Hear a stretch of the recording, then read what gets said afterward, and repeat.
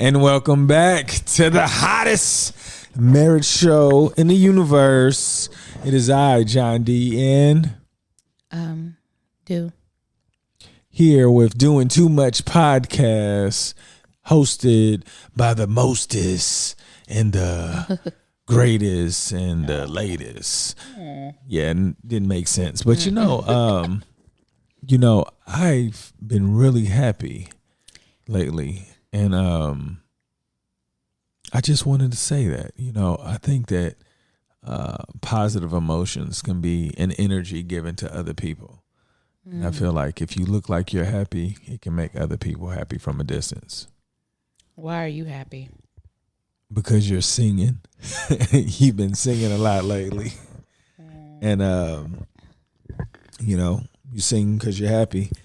That's what I come up with. But not only that, I feel like I'm constantly thinking on, like, how can I get you to sing more? I feel like the more you sing, whatever gauge that looks like, you just start singing. So I guess it's like I'm not satisfied. Like I'm not satisfied with where I am with you. And it's good to see results. Never satisfied. She can really sing. Yeah. For real. But how are you doing? I'm doing well. Yeah, you've been doing well since the beginning of the podcast. The very first episode you was doing well. So I'm trying to figure out if the public knows what your well looks like, because we've talked about it before. Yeah, I know, but I'm saying this. You were well in our first podcast, but you are a different woman from that podcast to today. Correct? You're not a different woman? I was more likely to put my hands around your neck. Yes. I'm just saying, like, well, when you say well, so it's like you're deceiving the public. Like you said, I'm doing well. Well, what are you doing now then? It can't be the same well. You come on. Things are good. You know what's so crazy is that you are really big on vocabulary, and I felt like you're supposed to explain the usage of these words, because do you understand what I'm saying though? I'm comfortable with where I am. Yeah. Yeah, I know, but you're saying that you were comfortable with where you were a year ago. Mm-hmm.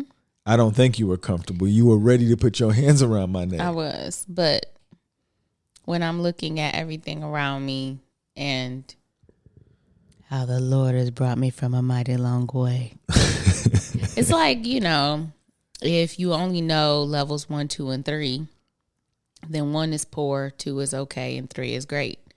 And then you move on and you learn about there being a 4, 5, and 6. Got you. See, and that's what I needed. Okay. Okay, now I know there's a 4, 5, and 6, but I'm feeling pretty good, so I'm at a 5, so I'm doing well. Yeah, you were doing as well as you could before. Yeah. Yeah, but that's what I'm saying. Like, I guess that was a great breakdown of how well could be increased if you found out there are different levels to it. There's levels to this. So what I want to talk to you about, hey, we shooting. Anyways, what I wanted to ask you. He put an S on that. What? Anyways? Mm-hmm. Anyways. He didn't put no S on the end of that when he did that either. So. And that wasn't even what it was saying. That's shout out to Lynn. Anyways. You've been watching this show, Arranged Marriages. Marriages that are being arranged. Right. And I have a question for you. In your mind, with the information that you have now, looking at arranged marriages, not saying that they're doing it the right way, but if you could come up with a criteria of arranged marriage where it could be effective, do you believe in that over love marriages? Do you understand that question? Yeah. I just want to make sure because a lot of times I'm being misunderstood and you'll answer a question and I'm like, you's like, I hope I got it right or something. I'm like, let me just make sure. Say it again. Can you tell me what you think I said? Do I believe in arranged marriages like I would love marriages? Correct. But you've been watching a show that they have this certain criteria, but I want you to think that if you the experts or the matchmakers or the people who are requesting a mate, whoever does arranged marriages, they have these things. I'm thinking if you do like the idea of arranged marriages, I would like for you to discuss what are things that you need in place for that to look like it could be a success. So I would need someone who has their own life so that they can leave me to myself when I feel like it. Someone who's fun. Someone who knows how to navigate a disagreement.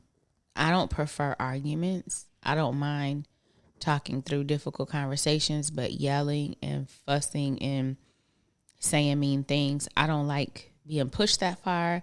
I don't like other people being pushed that far. So I would prefer somebody who is able to talk through things. Let me see what else. Someone who likes to date. I want to be by myself, but I don't want to be by myself all the time. Somebody that values family and likes dogs. Okay, so and they know how to manage their money. Manage money, like family and dogs. Leave me alone. Be with me, and don't argue. No, so I think you still not answering my question. Okay, an arranged marriage is when people decide that they're going to cook one family up with another family. There are two types. Like you can look at it as a family joining a family or a person joining a person. And when the family is joining the family, everyone is kind of weighing in. But if it's based on the person, it just depends on the family. But if it's based on the person, then they get to set their criteria and the matchmaker looks for the people based on their criteria. Okay, so see, I'm glad we did that because then I don't really care about a person's. I'm saying as far as arranged marriages, you're the one. I've never seen the show, so I was figuring an arranged marriage would be like, this would be a great fit, because we know that they value the same thing as we do. So I was trying to figure out what do you think would be good with your knowledge of what you've seen. So what are the criteria in order let's say, for someone to fit my family? Let's say you. Okay. All right. Now you have parents. Right. What are the things where it makes sense? Because, given this the personality and all that none of that really matters. But because, when I think of, I guess is what I think of when I think of arranged marriages, I'm thinking that it's this king over here. There's a daughter over there, and he knows that their family is wealthy. Mm-hmm. And he was like, you know what, son, she's a good looking young lady. I think you guys could continue to build because we're on. But what are the things that say that they are a good looking family for you? Oh, why don't you answer that first? Well, I didn't think. Okay. So I guess what I would consider if the family is progressive, and when I say progressive, open-minded to like the way that we've been leading could be changed and it can improve. I don't want us to get into a family where tradition is correct. everything. It's gonna go override our kids. And I don't want our kids to feel like they can just break up, whatever, but I need them to be able to have the freedom to improve where we are in life. Okay. And they don't have to be financially abundant, but I feel like they need to know how to make money and keep it. Where it's not a distraction. Like, I don't want a family that's chasing the dollar because I feel like chasing a dollar takes away from your household. Like, you're constantly away. And then, so in my head, I don't want money to be the key for somebody going to work. You know what I'm saying? Like, I want them to, like, they're only going to work to sharpen whatever they want to do, but it's not the end all be all for me. I guess, and she's got to have, she's got to be open-minded to whatever. She's got to be spontaneous, because I don't want my ideas to scare her where she's like, you know what? I think, I just want to work in GM for the rest of my life. You know what I'm saying? So I would want that, like where I guess our kids have the freedom to like do whatever, but we're going to protect them from the things we were. So were you telling me about who you would want arranged in a marriage, with you or with our children? Our children. Oh, okay. With me, I was already poor, so anything was already an upgrade for me. I was poor in so many different categories. Like, so I was asking you because, women grow up differently. And do you see the benefits of an arranged marriage? I guess. I mean, if you're looking for something in particular and you're having a difficult time identifying it, yeah, definitely, people use apps all the time. Why not use a matchmaker? No. Well, I guess I'm saying, like, if you look at us, like, if I was polished like this and I gave you all the thrill of the younger John, you'd be like, that was a great fit. You know what I'm saying? But the thrill of younger John wasn't a great fit for my family. It was a fit for me at the time. Correct. Right. So I was definitely not a good fit for your family. No. I could only make your family go backward. He's like, Mo. I wasn't saying that. No, I'm just saying, like, but you only know what you know. Yeah, but I was just saying, like, humor wise or belief system or whatever, you didn't fit the mold of fitting I in challenged my family. everything that you were about. And I guess that was a part of me just seeing how you can manipulate people. I wouldn't say manipulate, I would say how, if you were open to thinking that you could be wrong, just being open-minded that you could be wrong is a different perspective than that you're already right. And stubbornness and all of that good stuff. But what about you, as far as what do you think are the important keys for an arranged marriage? Like, we see, okay, there are some people that's trying to court day. Right. And, so what do we have? I definitely would. I agree with you. Someone who's more progressive. I would want someone that's,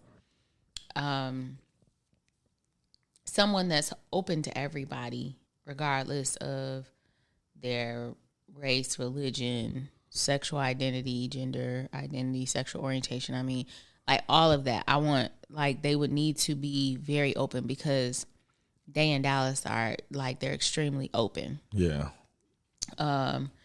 And I don't want anyone coming in their life and challenging that and trying to get them to be more stringent. I don't like that. They would definitely have to be someone who was, I want to say, trustworthy. And I say that in the sense that nobody's kids are completely innocent. However, like, Day and Dallas have really, really good hearts. And I don't want somebody to come in and just be trashy with their own trauma and vomit it on my kids. I think that's the only way it can happen, unless we're blessed enough to put them around people who thinks like that. Yeah, I just want someone who's healed. If there is trauma, if there's someone who been able to heal. Yeah, who's been healed or is in the process or values, like is what does that look like? Walking their steps into it, like somebody who is it's gone to therapy already or going to it actively. Yeah, they know how they grew up, or someone who's very reflective about their life and who they are. I mean, you can learn a lot about yourself outside of therapy, but actively like recognizing those things in your life that are toxic to you and your spirit, and being able to heal from it and seek whatever pathway to heal.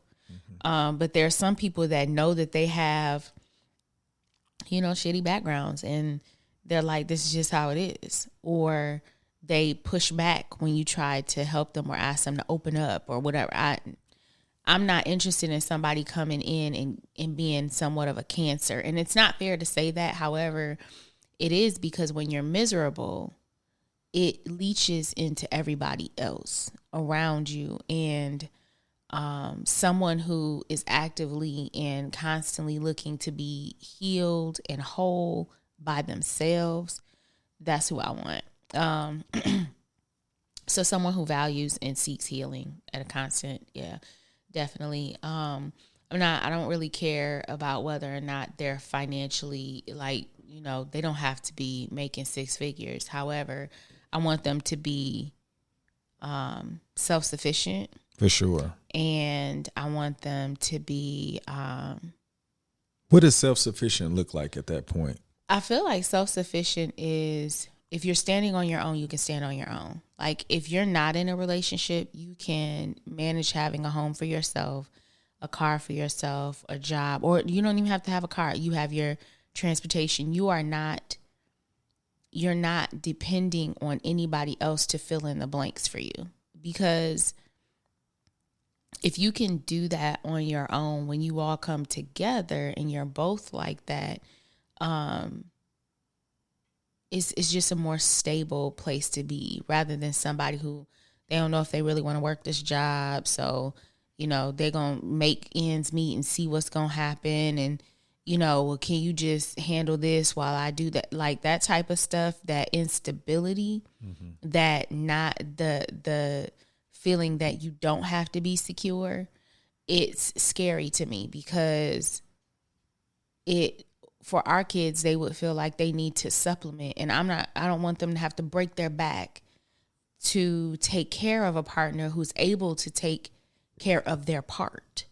You know what I'm saying? Like, I understand if you get sick and I have to fill in the blanks, but not just because you just don't want to. Yeah. And it doesn't help, with growth and movement forward. And with Day in Dallas, we teach them to look forward and dream big. And what do you want to be, and what do you want, and how, and sometimes when you have a partner, like I told my cousin one time, if you're in a boat with somebody else and you're rowing like crazy and they're not doing anything, all you're doing is rowing in a circle and you're not getting anywhere. You need either get out and give me the other oar so I can row my own ass somewhere, or you start rowing on your side too, so we can move in a direction. And Day in Dallas, I don't want them standing stagnant. I want them to be able to move freely. Like, when they talk to me about the things they want to do when they get older, there is no idea in their head that they can't do it. And sometimes when you get with a partner and you love them to death, but they're stagnant and they're not helping to row the boat, you're just sitting there trying to make sure that y'all, everything is okay. And sometimes you end up abandoning your aspirations and the things you want to do that you could have done if everything was set the way it was supposed to. You abandon it so that you can maintain everybody. Mm-hmm. And I don't want that for them. Yeah. So I don't need you to be a millionaire. It'd be nice if you're a thousandaire. But also, can you just please be a help and not a hindrance? And if you're a hindrance, it better be because you broke your leg. And once your leg is healed, then you back on the scene. Like that's something else. And I would want that for Day in Dallas. I wouldn't want them to be like that for anybody else either. Anything I'm saying, I am expecting my kids to be the same to this person. For sure. I wouldn't expect them to get any type of benefit without them being able to reciprocate. Yeah. And because of that, like the healing part, I don't really care what their background is. But you know if your stuff don't look right. Sometimes you don't know if your stuff don't look right. Correct. But if you're open to healing, when you're sitting here, like as an example, when me and my brothers, we play around, we pick with each other. And when you were first around, you were like, I don't get that. Because when in my neighborhood or how I grew up, when you pick, you're trying to say something that's going to shut it down. Yeah. But with my brothers, it's just like fun and nobody is going to hurt anybody. We're just having fun. It's different levels to picking. It is. And once you got around the family and you realized that, you were like, oh, like I'm not supposed to go in and try to slit nobody's throat. It's all fun and games, and it makes a difference. And so it does. If you grew up in an environment where, things were a bit more hostile, but you're around a family and things are more light, I want you to look at that and be like, okay, if I can live with more ease this way, number one, let me heal whatever part of me is making me fight against it. And number two, let me enjoy it and live a better life. Like that's what I really hope for. And I can't really even relist back to you what I want, but those are all things that I want. No doubt. So tell me, what's something that is unacceptable, but you're willing to accept it that they can grow into? Because you can get all of these characteristics, but you have to know that there's going to be some downfalls with that. Like nobody's going to be perfect. Right. So what's something that it's okay for them to go through that growth? And remember, whatever you decide is going to be 10 times worse. That's what my mama says. I don't know. Because, when you're asking me what's okay for my kids to struggle with, I guess that person's going to be able to grow. I don't want my kids to struggle with anything. So that's kind of difficult for me to answer. Yeah, I know. But you have all the things that you want them to have, too. But it's like reality's going to. I'm okay with you not being healed if you're open to healing. If you're open to being guided and supported in healing. Like my dad was not perfect. You were not perfect. There were other people that entered into my family that weren't perfect. I'm not even going to say I'm perfect because I know I was traumatized by certain things and relationships I had in my past. But what I know that just because you have some chips and cracks doesn't mean that you're completely broken and useless. You can heal, you can be mended, and you could be an amazing tool or motivator or partner or whatever the case may be. So I guess the level at which you are on your healing journey, I think that that's not necessarily as important as the willingness to work toward healing. So you could be a little bit rough around the edges, but like. That's what I'm saying. That's so subjective though. Like, and I don't want to sound like I'm just trying to pick you apart. I just know that you are very good at describing things, and I want people to be able to totally get, your view and understand. Because when you have an idea of something, you can really break it down. I've heard you say things. So I just want to make sure that, because ultimately before the end of this episode, I want to know, what would you prefer, an arranged marriage versus love? And the reason why I wanted you to go through the arranged pros and cons versus the pros and cons of just finding it on your own. And while you were talking, I was just thinking myself, I was like, me finding it on my own allowed for so many mistakes. If my parents had a pool of people that they could, hey, you know what? This is some good families. I wouldn't have to worry about just same as you. Mm-hmm. You know what I'm saying? But, it's like, if we do it by love, it's like your parents probably don't have that much information because, right. So that's what I was going to get to going toward. That's why I wanted you to. I don't have anything against arranged marriages. I think that one thing I've learned is that we have this idea that these people choose the other person's spouse, and then you just show up and you meet them at the altar. You know nothing about them, and you just have to be together. And in some cases, some of the shows I've watched, that is the case. Like, they met the person at the altar. But there are arranged marriages where people take into account what your family wants, what you want.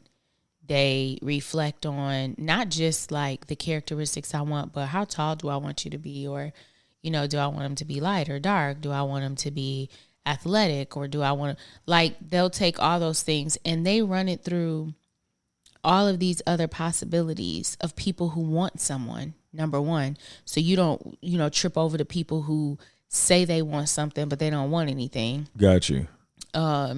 You get down to the nitty gritty, and the people who are used to matchmaking. It's like this one lady, I watched her on Netflix, and she so it's like they already have the list of people.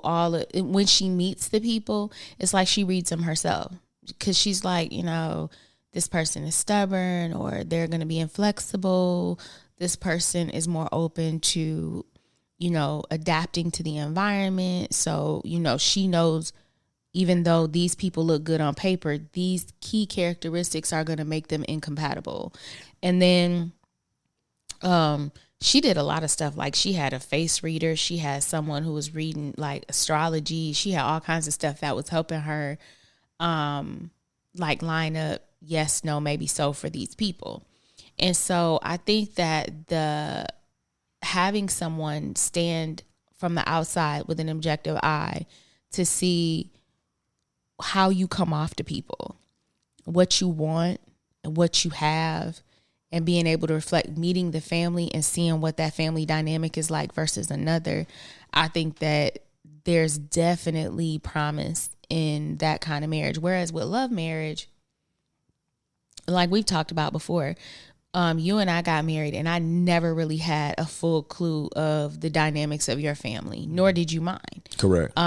We had never really talked as deeply about mental health in my family. We didn't talk about, relationships between parents and kids in your family.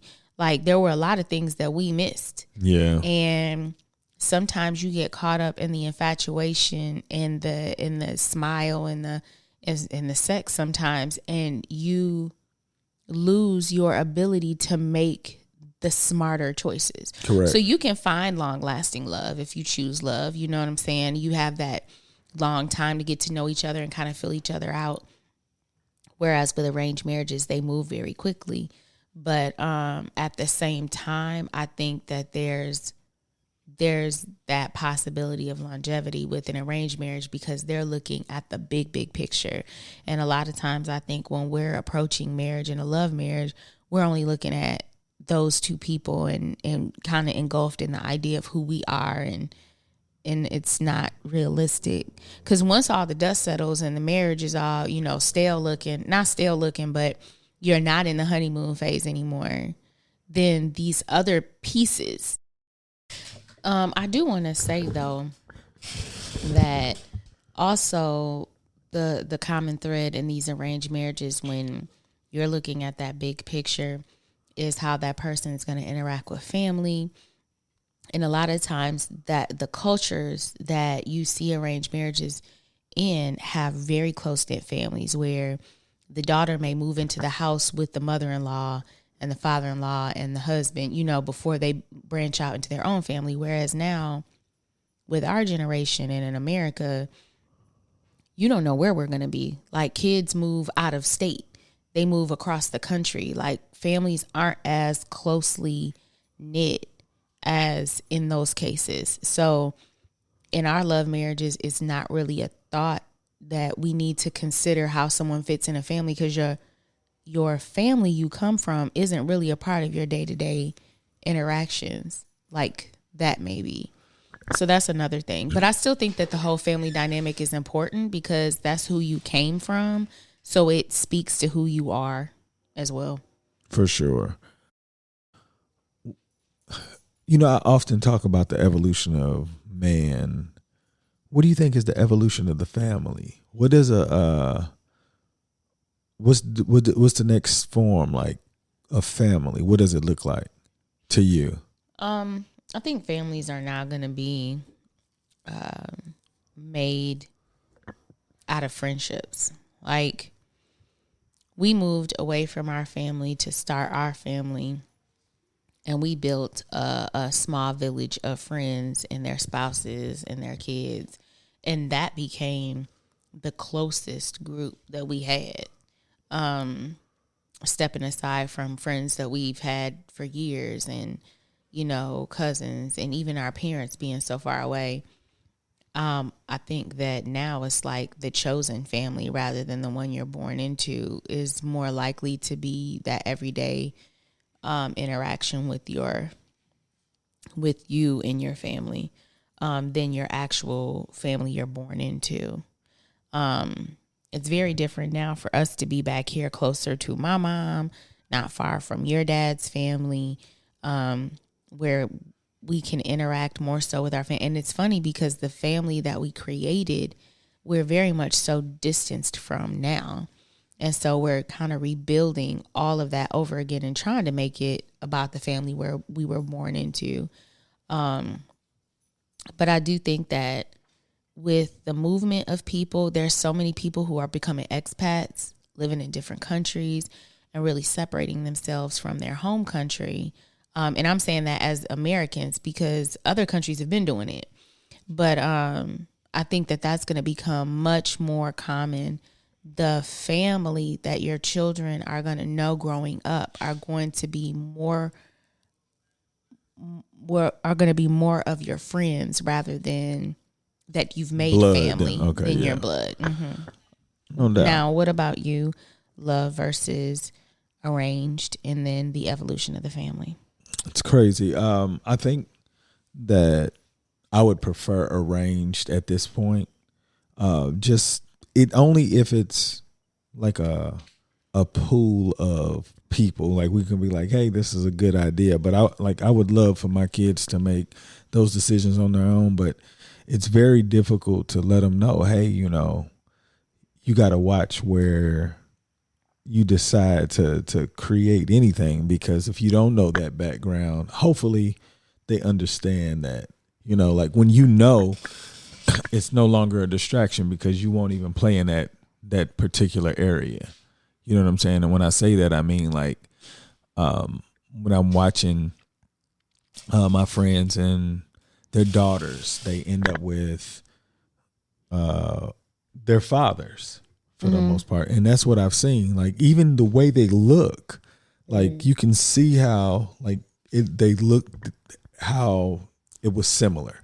But I would prefer arranged because I feel like we could remove some of those hiccups for our kids and maybe they could help develop that family that I'm talking about, the evolution of it. I don't know what it would look like, but I think it would look along the lines that you were referring to, where it's not going to be blood dominated. It's going to be the people that you've had experiences with and just those relationships you built because you guys had a lot in common versus the loyalty aspect that we by blood. And I think that's another thing, like we give so much loyalty to blood and we don't even have relationships with these people to the point where it's like, that's your blood. What does that mean? Like, I have people that are not my blood that will do things for me that my blood will look at me crazy for, so it's like. And I think that's another part of that is just the distance between family members now, because I know that when I was younger, my family was very close knit. And it would be like nothing for you to tell me that one of them, you know, got hurt, and I'm immediately like, I want to be in the group of the mob that's going to find out what, you know, what we can do about it. Yeah. Whereas now, there, those same family members, we're so far apart. Like, I don't even know what goes on in their life, and they're so different from me. Like, I can't even trust that whatever they're doing, I want to go and avenge anything. I'm like, you know. So, I think that it's yes, I do want Day and Dallas to know their blood, and I want them to love their blood, but I want them to also understand that your family can expand beyond that. And sometimes you have dangerous family members that you shouldn't be, you know, willing to do anything for. It's almost like they're strangers. Because through blood, you say they're not strangers, but you don't know how they interact on a day-to-day basis versus the people that you're friends or. You know, but even some of them that you know them like the back of your hand, but they're not in the type of life that like, I have a friend, she grew up with her cousin, and her cousin is rough and rowdy, and she's not. But she loves to hang with this cousin. But she was like, you know, I can't get into everything she get into. Like, I understand that. And I want them to understand that just because somebody's your blood don't mean that you are down for anything that goes on with them. Because some people get into, like, I have plenty of family that the life they live is not the life I live. It's dangerous. And I'm not going to engage in anything because I don't know what the backlash of that's going to be. The difference in that with the friends versus blood is I'm not going to just be friends with somebody whose life is so different from mine and maybe dangerous. My friends are most likely going to live their life like I do. So it's safer for me. Correct. So, you know, there's a lot more gambling you're going to take when it comes to your family. But at the same time, like, I love my family. I just want the kids to know that, you know, sometimes all blood is not going to be like the good relationship you think it's supposed to be. Some people hype it up to say that's family. We family no matter what. No, not no matter what. Yeah. You know what I'm saying? And that's something that I learned growing up, not no matter what. And I know my mom has even taught me that, like, there are boundaries that she drew around her household in regards to other family members. And we could engage and love and have a great time with any family member. But when it was getting too close to our household or it was going to impact us, my mom put up a shield.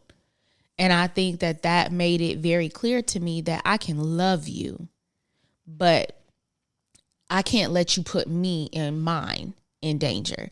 And that's what I want my kids to know. And I think with my friends, I choose people like me.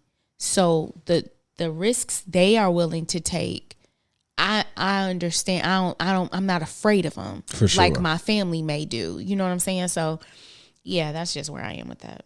I got it. I love that.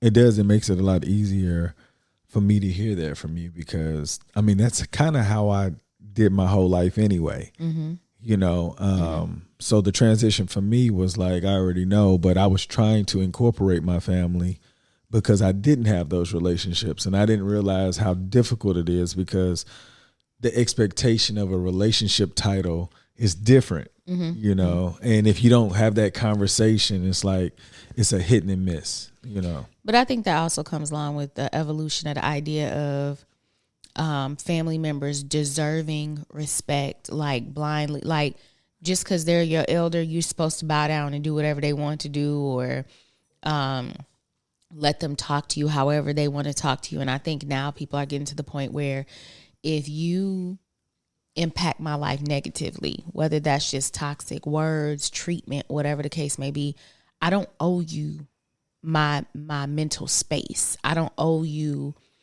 you know, to chip off pieces of my respect or anything like that. I don't owe that to you. Yeah. And so I think that it all kind of goes in line. And that's going to be the other thing about family is that you're going to people are going to understand that boundaries are real.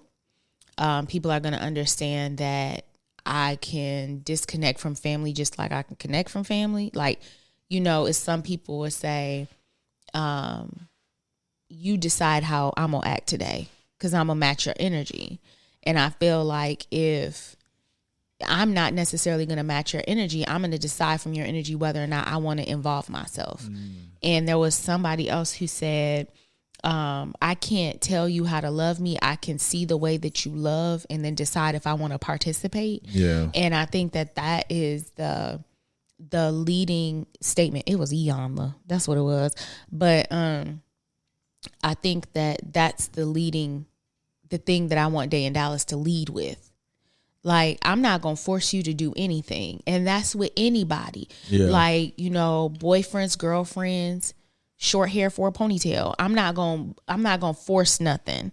But what I am going to do is I'm going to watch and see what you naturally do. And then I'm going to decide if that's something that I want to partake in.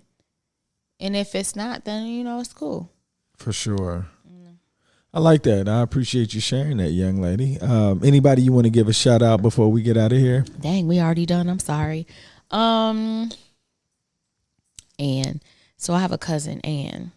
Her birthday is coming. She's the elder of one of my sides of my family, and she is she made us call her Aunt Ann when we were younger. And when I learned about family relations and how things fell on a tree, I was really young. I was under 10. And I realized she wasn't really my aunt. She was my cousin. I told her that I don't know why we call you Aunt Ann, because you're my cousin. I'm going to call you Cousin Ann. Now, I was disrespectful as hell as a little kid. But I was really telling the truth. And so she wouldn't fight me about it. But even until this day, into her older age, you know, sometimes things slip from her. But when she talks to my mom, she always says, "Where's my girl?" And then she said, that girl would not call me Aunt Ann. So I want to give her a early happy birthday. And if we get a chance to go see her for her birthday, I'm going to call her Aunt Ann just to get her to giggle. But I'm going to give her the shout out. For sure. Shout out to Aunt Ann. In Cousins We Trust. No, but I want to give a shout out to all the men who are actively working on becoming better in everything that they do. Not just making money, but better husband, better father, better friend, and ultimately will become better men. But shout out to all of you guys. It's not something that most of us were taught, but we can all lift each other through our journey. So anything I can do to help, anything you can do to help,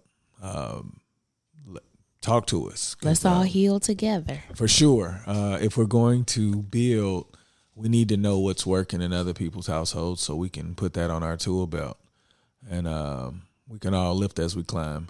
But make today better than yesterday. Don't worry about anything you can't control. Be great on purpose. Boom.